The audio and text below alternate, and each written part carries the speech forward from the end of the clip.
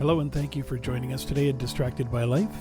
Our podcast is all about making change within yourself and your relationships.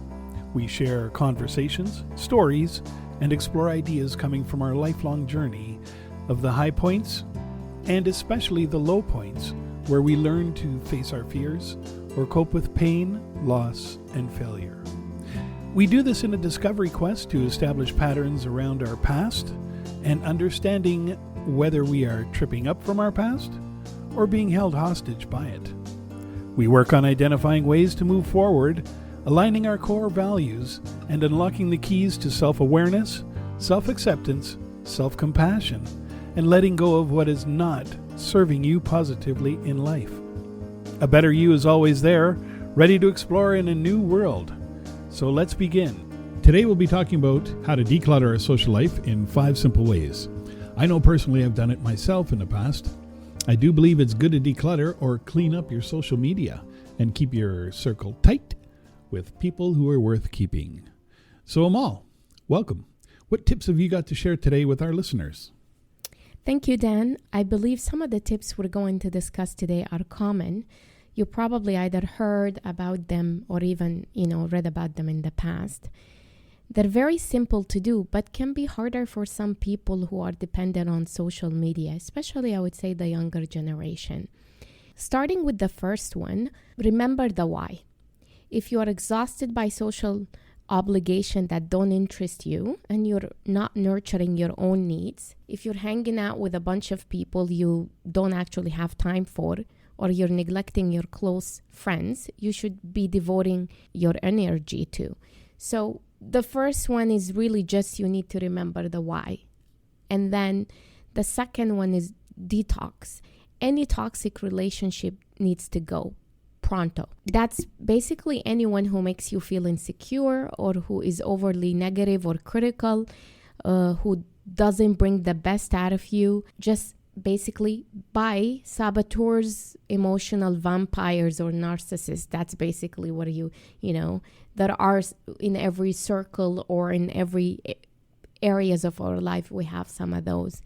So just if you don't have the time to meet up, it's fine to say that, and sometimes it's truthful too. But if you're like a slow fade kind of person, that's kind of your style, by all means gradually stop seeing the person as frequently and then not at all eventually. This is where you're maintaining your circle.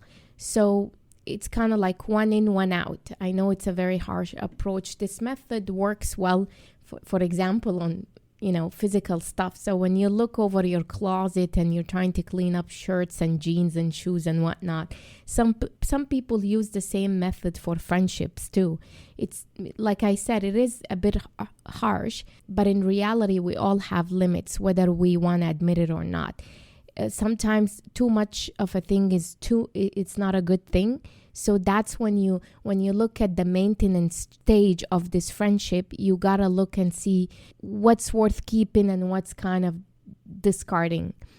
Batching. So when you batch, productivity experts suggest grouping together like activities. We know that, such as, examples, marketing or sales calls, so that you only focusing attention on one type of thing at a time. So set aside or batch of time each week to reach out to your inner circle of friends. During that time, you might arrange, let's say, dinner with somebody, send an email or a text to touch base with another person, call someone else. Having a designated social planning zone means you will have an engine of energy to devote to cultivating those closest ties. So when we are overconsumed with busyness, that's when batching makes sense. If you allocated time during the week to kind of start touching base via text, email, and call different people that you want to keep in touch with and connect and make plans to, that it really does work. I know it sounds a little bit of a business-like situation here, like almost blocking times and calendaring and scheduling, but it does work, especially for busy people. To wrap this up and keep it short and sweet, the summary remember why you're doing it, what you're doing, and why you're keeping those obligations. Detox any toxic relationship that doesn't serve you or make you feel better. Rip off the Band-Aid. So whether you do it in a slow way or truthfully just cut the ties completely, maintain those relationships and batching time in your busy schedule to be able to reach out, connect, and nurture those relationships and close friendship. Thank you for joining us today. You make the journey worthwhile. Until next time, I encourage you to cultivate and nurture the right circle in your life. Back to you, Dan. Well, thanks, Amal. And thank you all for joining us here at Distracted by Life.